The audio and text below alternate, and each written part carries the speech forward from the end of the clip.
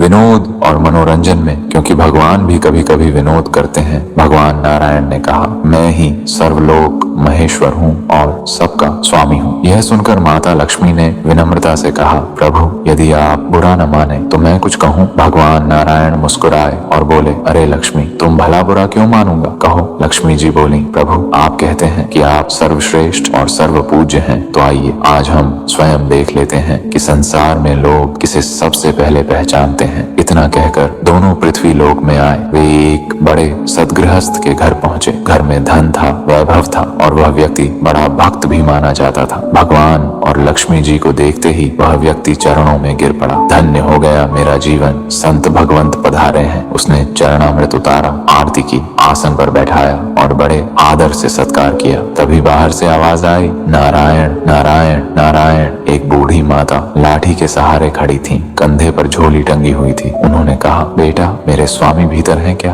मैं उनकी सेविका हूँ, इसलिए आई हूँ। गृहस्थ बोला, हाँ माता जी, आप यहीं रुकिए, स्वामी जी की भिक्षा की तैयारी हो रही है। थोड़ी देर में भिक्षा परोसी गई। स्वामी जी भगवान नारायण ने अपना नारियल का खपड़ा निकाला, जैसा कि सन्यासियों का नियम होता है। लेकिन जैसे ही पात्र सामने आए, गृहस्थ आश्चर्यचकित रह गया। सोने चांदी के पात्र, अनेक व्यंजन, मानो 56 भोग सजा हो। माता जी बोली, बेटा आप तो वृद्ध हो, इतना सब कैसे खाएंगे? माता मुस्कुराई, नहीं बच्चा, मैं तो अपने पात्रों में ही पाती हूँ। भोजन कराया गया। गृहस्थ ने कहा, माता जी मैं आपके पात्र धो देता हूँ। माता ने शांत स्वर में कहा, नहीं बेटा, जिन पात्रों में मैं एक बार पाती हूँ उन्हें दोबारा कभी नहीं लेती, तुम ही रख लो। यह कहकर माता चल पड़ी। गृहस्थ भाव विभोर होकर बोल उठा, जय हो माता जी की, जय हो माता जी की। माता ने पीछे मुड़कर कहा, अच्छा बेटा अब चलती हूँ। स्वामी जी आप भी अपना कमंडल उठा लीजिए। और उसी क्षण गृहस्थ की आंखें खुल गईं। न कोई माता थी, न कोई झोली, न कोई भिक्षा। सामने केवल भगवान नारायण और माता लक्ष्मी खड़े थे। तब लक्ष्मी जी ने